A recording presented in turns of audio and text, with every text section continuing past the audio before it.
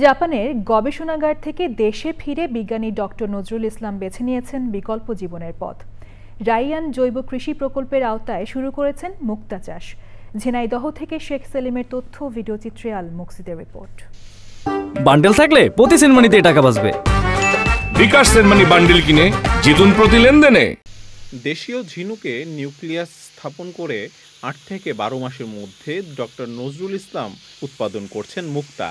প্রতিটি ঝিনুকে খরচ হয় প্রায় ৫০ টাকা, আর সেই ঝিনুক থেকেই পাওয়া যায় একাধিক মুক্তা, যেগুলো বাজার মূল্য ১,০০০ থেকে ১২০০ টাকা পর্যন্ত। মাছের সাথে যদি আমরা সাথী ফসল হিসাবে যদি ঝিনুক চাষ করি, অর্থাৎ মুক্তা চাষ করি, তাহলে এখানে মাছের থেকে প্রায় ১০ গুণ লাভজনক হতে পারে। মুক্তা গবেষণার ক্ষেত্রে বা মুক্তা নিয়ে আরও রিসার্চ করার জন্য যদি আমি সরকারিভাবে সহযোগিতা পাই, তাহলে আমার মনে হয় এই মুক্তাকে মৎস্য শিল্পের পাশাপাশি বাংলাদেশে একটা মুক্তা শিল্প কিন্তু গড়ে তোলা সম্ভব। অনেকেই তার এই প্রকল্প দেখে অনুপ্রাণিত হচ্ছেন। মুক্তা গবেষণা দেখে আমাদের কাছে মনে হচ্ছে যে এটা একটি সম্ভাবনাময় প্রকল্প। একই জায়গায় মাছ চাষ হবে, মুক্তো চাষ হবে এবং কোনো বিনা খরচে।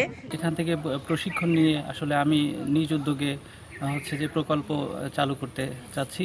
এটা অল্প জমির উপরে খুব সুন্দর একটা প্রজেক্ট দাঁড় করেছে এবং লাভজনক ব্যবসা। মুক্তা চাষের প্রকল্পের উন্নয়নে সরকারি ও বেসরকারি সহায়তার ব্যবস্থা করা হবে বলছেন সংশ্লিষ্টরা।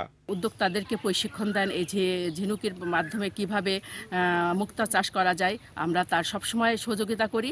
ভবিষ্যতে যদি আরও কোনো সহযোগিতা থাকে আমরা তার সেই সহযোগিতা করব। ডক্টর নজরুলের এই উদ্যোগ কেবল একজন বিজ্ঞানীর প্রত্যাবর্তনের গল্প নয়, এটি একটি অঞ্চলের অর্থনৈতিক জাগরণের ইঙ্গিত। সরকারি পৃষ্ঠপোষকতা পেলে মুক্তা শিল্প হতে পারে বৈদেশিক মুদ্রা অর্জনের সম্ভাবনাময় ক্ষেত্র। আল মুকসিদ, চ্যানেল আই।